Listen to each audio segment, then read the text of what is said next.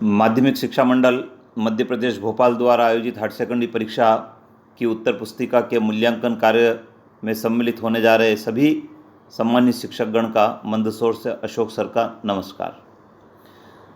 सम्मानित शिक्षकगण, जैसा कि आपको मालूम है 22 जून से माध्यमिक शिक्षा मंडल की उत्तर पुस्तिका का मूल्यांकन केंद्रीकृत मूल्यांकन प्रणाली के माध्यम से प्रारंभ होने जा रहा है। आपने गत वर्षों में मंडल की उत्तर पुस्तिकाओं का मूल्यांकन किया होगा और कई सारी बातें आपको पहले ज्ञात भी होगी, लेकिन कुछ हमारे ऐसे शिक्षकगण हैं जो पहली बार मूल्यांकन के कार्य में संलग्न हो रहे हैं, अतः उनके लिए मूल्यांकन का कार्य एकदम नया है। मूल्यांकन का कार्य बहुत मुस्तैदी से, ईमानदारी से, पारदर्शिता से और गोपनीयता से करने की आवश्यकता होती है, जिससे कि विद्यार्थी को आपके मूल्यांकन के कार्य से संतुष्टि मिले।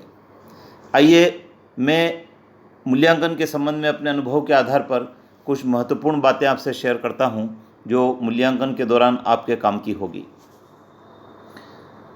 मूल्यांकन अधिकारी द्वारा प्रथम दिन उपस्थित परीक्षकों में से वरिष्ठता के आधार पर वरिष्ठतम प्राचार्य व्याख्याता में से मुख्य परीक्षक एवं द्वितीय वरिष्ठतम अनुभव रखने वाले प्राचार्य व्याख्याता को उप मुख्य परीक्षक नियुक्त किया जाएगा। प्रत्येक मुख्य विषय के लिए एक मुख्य परीक्षक तथा प्रत्येक 4 परीक्षकों पर एक उप मुख्य परीक्षक की नियुक्ति की जाएगी, किंतु दूसरा उप मुख्य परीक्षक जब तक परीक्षकों की संख्या 7 नहीं हो जाती तब तक नियुक्त नहीं किया जाएगा।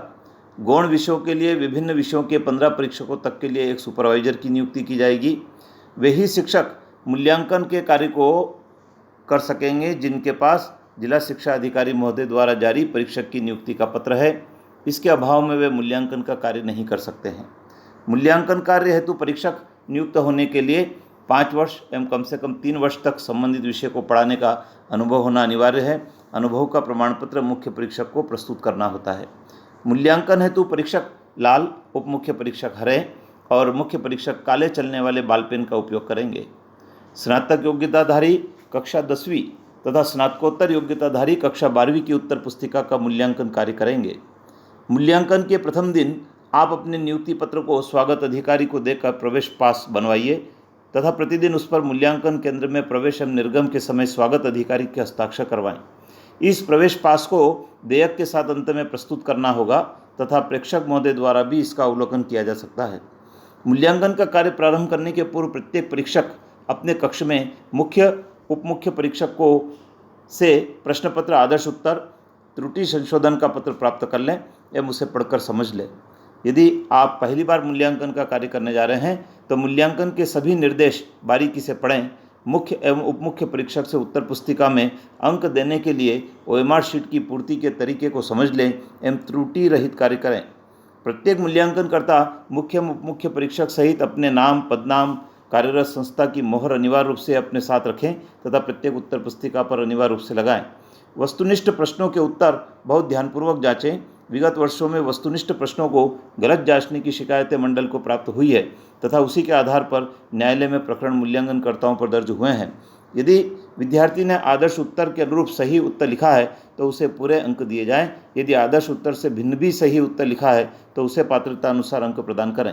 उत्तर पुस्तिका का कोई भी भाग अमूल्यांकित न हो, योग की त्रुटि न रहे।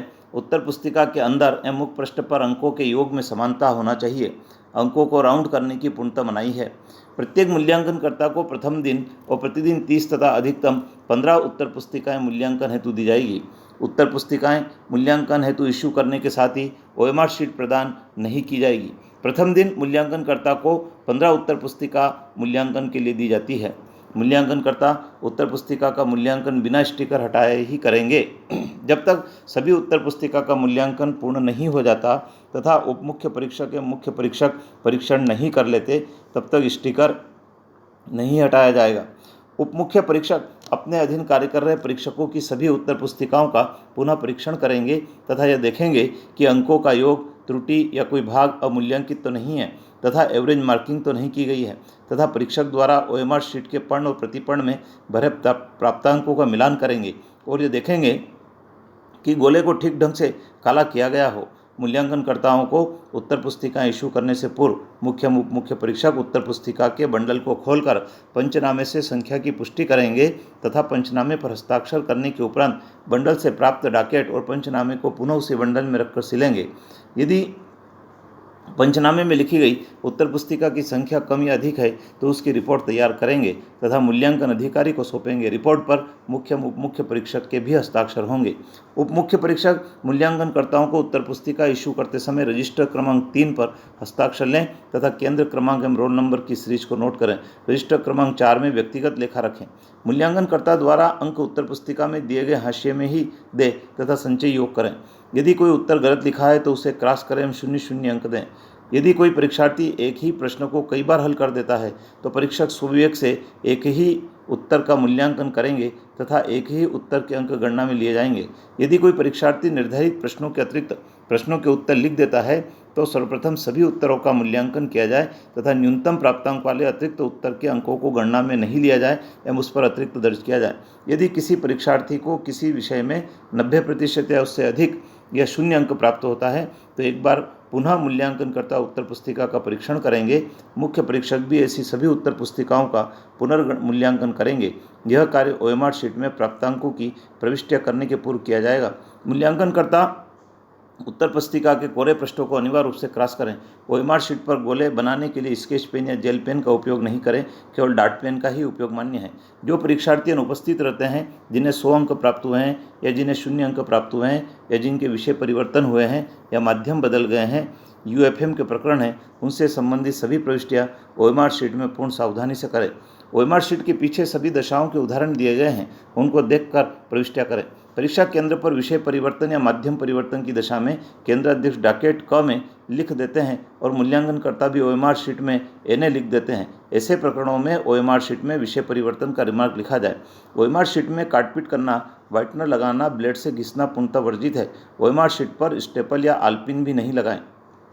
यदि किसी समान रोल नंबर की 2 या 2 से अधिक उत्तर पुस्तिकाएं प्राप्त हो, मुख्य एवं उप मुख्य परीक्षक ऐसी उत्तर पुस्तिकाएं रिपोर्ट तैयार कर मूल्यांकन अधिकारी को सौंपेंगे, जिन्हें मंडल मुख्यालय को भेजा जाएगा। जिस परीक्षा केंद्र में रोल नंबर तथा विषय की उत्तर पुस्तिकाएं आज जांच रहे हैं, उसी विषय में केंद्र तथा रोल नंबर की OMR शीट में आप प्राप्तांकों की पूर्ति करें। गत वर्षों में अन्य विषय की OMR शीट में पूर्ति होने की गलतियां हुई है, जिसकी पुनरावृत्ति न हो। यदि कोई परीक्षार्थी उत्तर पुस्तिका में ऐसे उत्तरों को लिखता है जिससे संबंधित प्रश्न पत्र में नहीं पूछे गए हैं तो ऐसे उत्तरों को क्रॉस कर 0 दर्ज किया जाएगा।